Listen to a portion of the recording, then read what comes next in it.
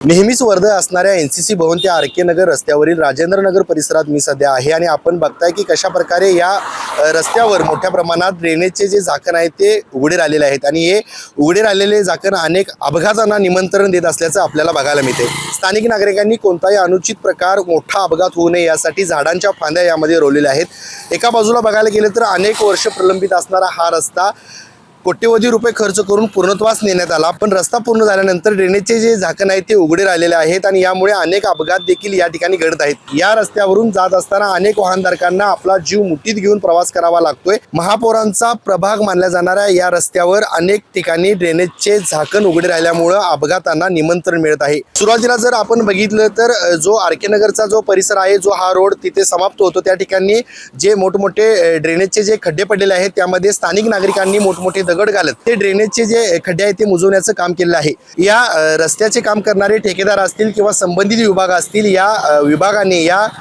ज्या समस्या आहेत याकडे लक्ष देऊन तात्काळ या समस्या सोडवाव्यात अशी मागणी सर्वसामान्य नागरिकांमधून होत आहे। तर दुसरीकडे बघायला गेलं तर एखादा बळी गेल्यानंतरच प्रशासन जागं होणार का, असा प्रश्न सर्वसामान्य नागरिकांमधून विचारला जातोय। के न्यूजसाठी व्हिडिओ जर्नलिस्ट सचिन वरेकर सह समीर मकानदार, कोल्हापूर।